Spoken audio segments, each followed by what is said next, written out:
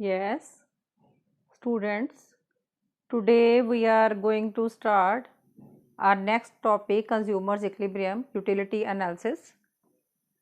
This is very important topic. Now we must know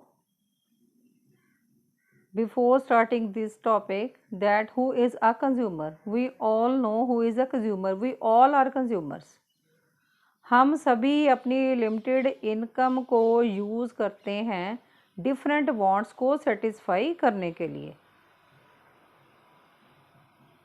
तो different तरह की हम गुड्स एंड सर्विसेज को यूज़ करते हैं ताकि हम सेटिस्फाई हो सके।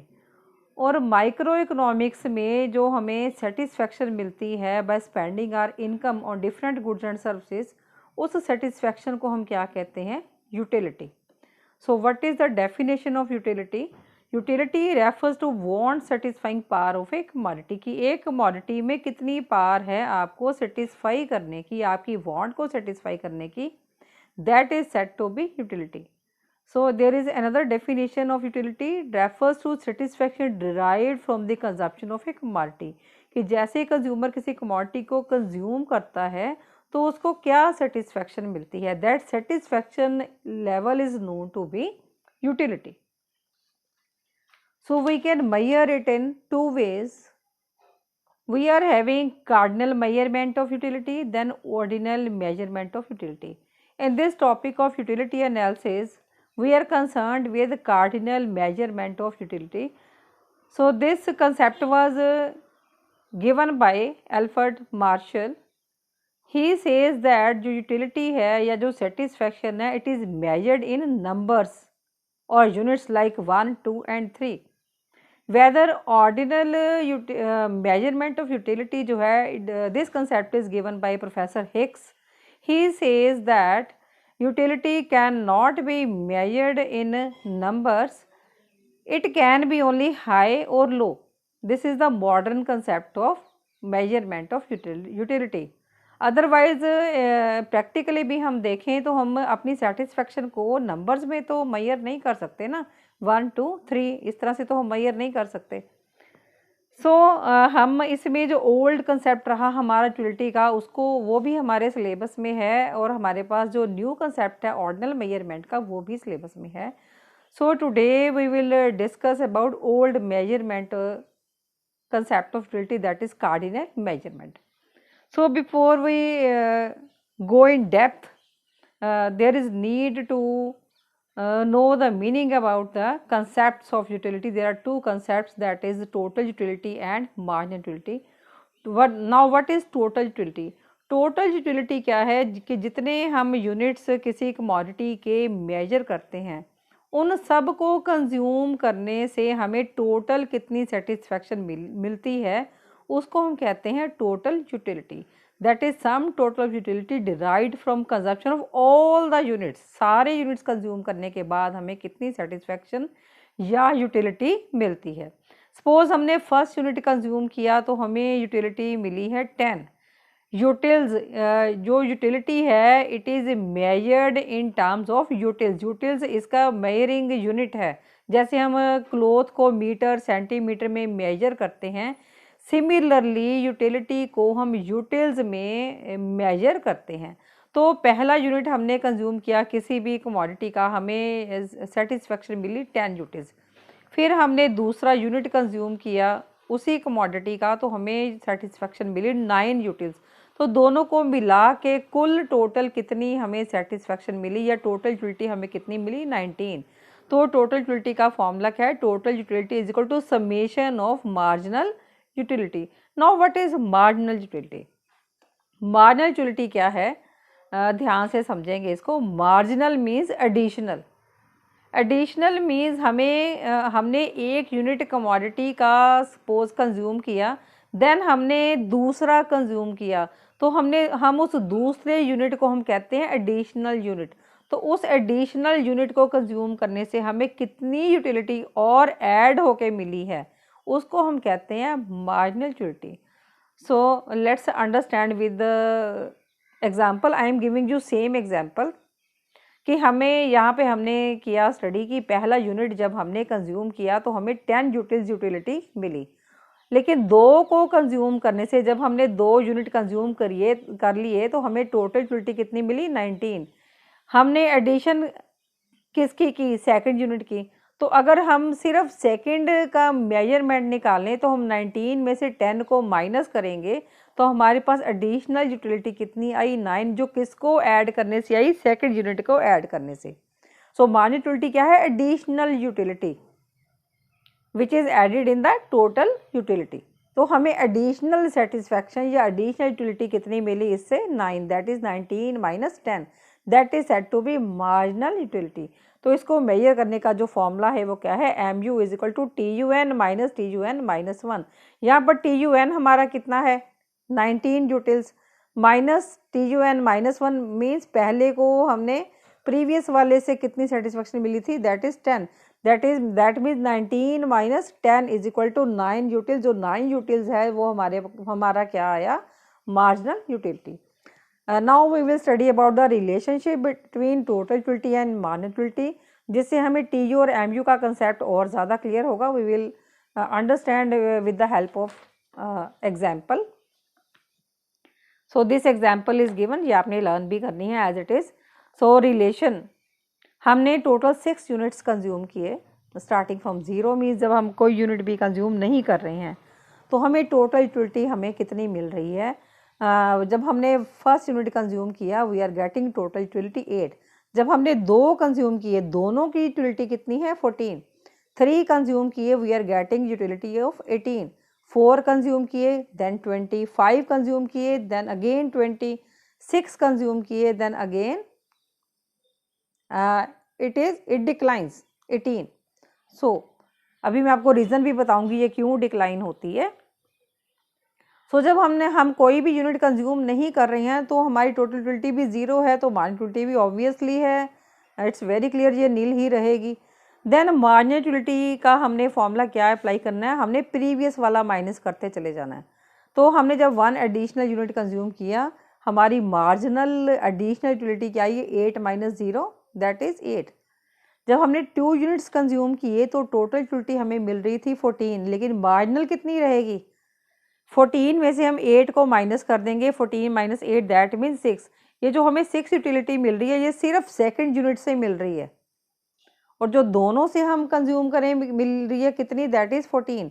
अब थर्ड यूनिट को कंज्यूम करने की एडिशनल यूटिलिटी कितनी आएगी, 18 में से हम प्रीवियस वाला माइनस कर देंगे 14। ये 14 जो यूटिलिटी है 2 को कंज्यूम करने से मिल रही थी, 3 को कंज्यूम करने से 18 मिल रही थी, लेकिन हमने अकेले थर्ड की निकालनी है। तो अकेले की थर्ड की जब हम निकालेंगे तो हमारे पास क्या आ रही है, marginal utility, that will be 18 minus 14 4। Same way हम अगर फोर्थ की सिर्फ निकालेंगे it will be 20 minus 18 2। Then अकेले फिफ्थ की हम निकालेंगे इट विल बी 20 माइनस 20 0। एक पॉइंट ऐसा आता है जब हमारी मार्जिनल यूटिलिटी 0 हो जाती है। देन नेक्स्ट सिक्स्थ की marginal utility that is additional utility will be 18 minus 20। अब ये नेगेटिव में चली गई, 18 माइनस 20 इट इज माइनस 2।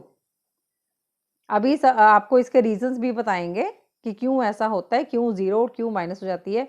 अब ये सारे पॉइंट्स हमने डायग्रामेटिकली भी प्लॉट करके देख लेने हैं कि टोटल यूटिलिटी का हमने पहले डायग्राम बनाया, हमने यूनिट्स ले लिए एक्स एक्सिस पे 0 to 6, और टोटल यूटिलिटी हमने 4 के गैप से यहाँ पे ले ली 4 8 12 16 देन 20।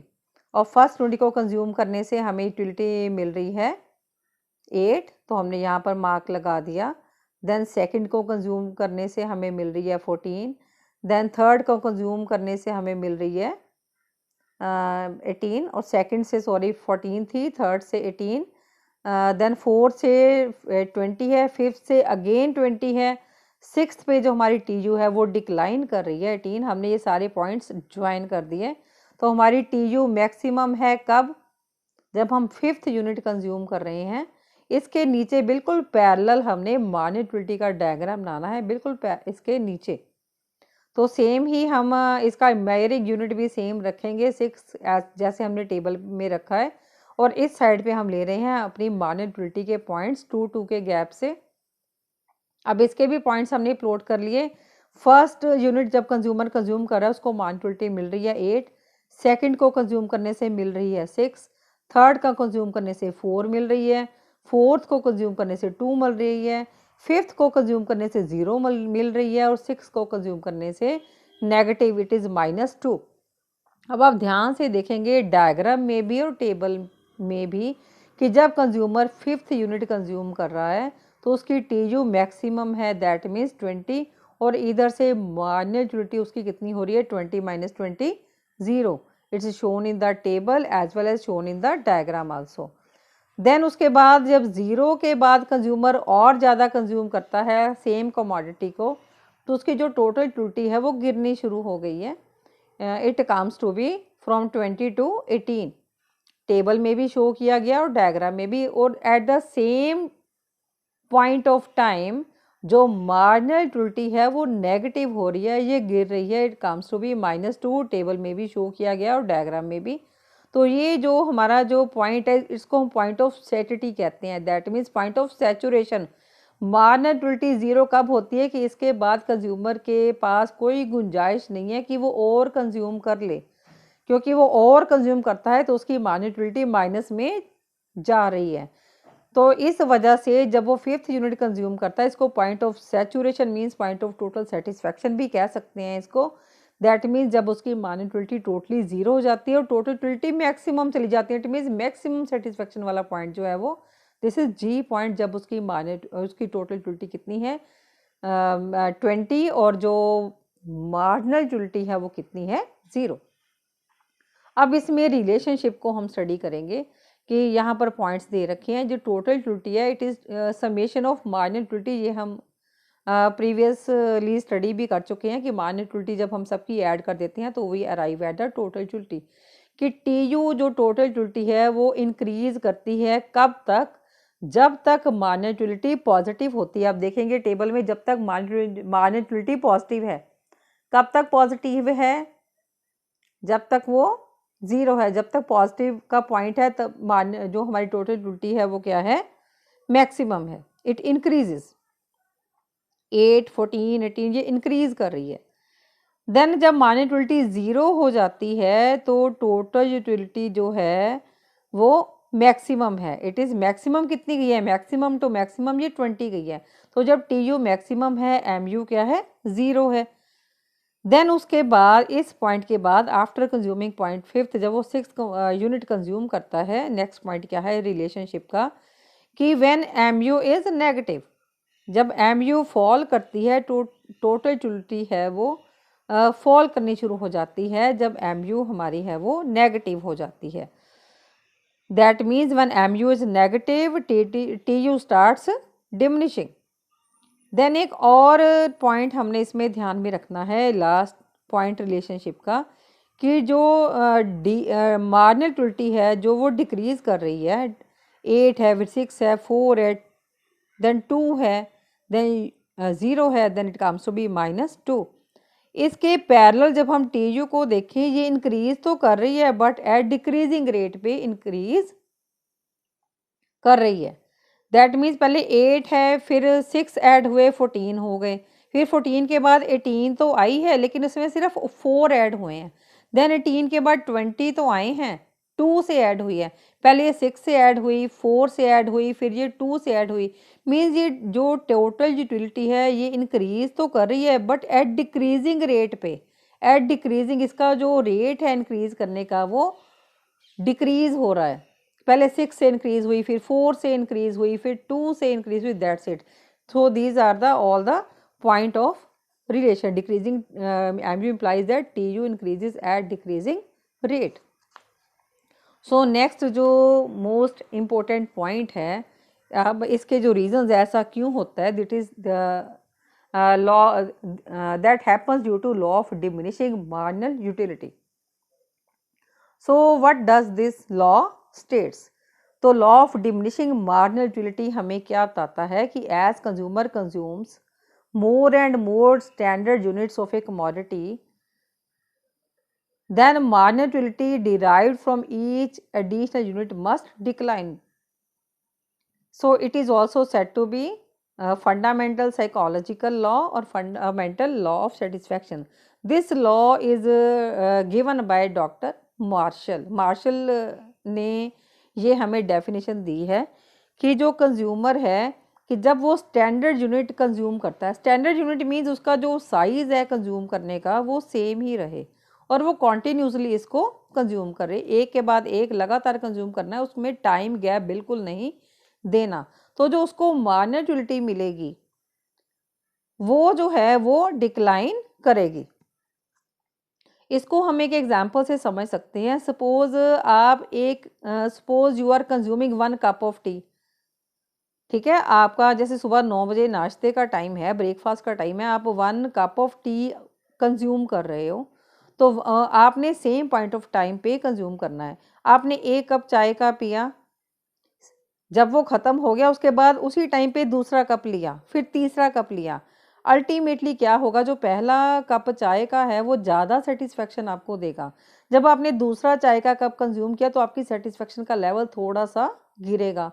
तीसरा कप कंज्यूम किया तो आपका जो सेटिस्फेक्शन लेवल है, आई थिंक जब मैं अपनी बात करूं तो मुझे तीसरे कप पे टोटल सेटिस्फेक्शन होगी मैक्सिमम, जिसको हमने पॉइंट दिया था पिछले टेबल में, मैक्सिमम। और जो उस टाइम पे जो मेरी मार्जिनलिटी है वो ज़ीरो हो जाएगी। ज़ीरो तब होती है कि मेरी अब और इच्छा नहीं है पीने की।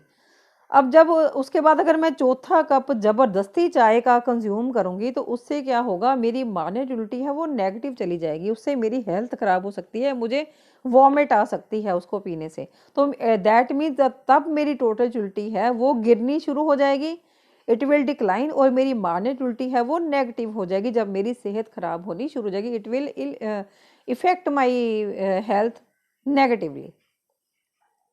So same point of time पे कंज्यूम करना है। ये ऐसे नहीं कंज्यूम करना कि सुबह मैंने 1 कप चाय का पिया, फिर मैं उसके बाद शाम का जो सेटिस्फेक्शन लेवल है वो देख रही हूँ, तो ऐसा नहीं, सेम पॉइंट ऑफ टाइम पे आपने कंज्यूम करना है, तब ये लॉ अप्लाई होता है। सो एजम्पशंस इसकी क्या है कि only standard units of commodities to be consumed, कि आपने 1 कप जो है कंज्यूम किया तो उसके बाद सेम कप कंज्यूम करना है, उसका जो साइज है वो बढ़ाना घटाना नहीं है। तो that means not a spoon of T, आप 1 कप कंज्यूम करोगे, दूसरा कप भी उसी साइज का होना चाहिए, तीसरा कप भी फिर उसी साइज का होना चाहिए, उसके उसके बीच में कोई टाइम गैप नहीं रहेगा। Then consumption of quantities continuously consume करना है without giving any time gap, उसी टाइम पे आप इसको कंज्यूम करेंगे।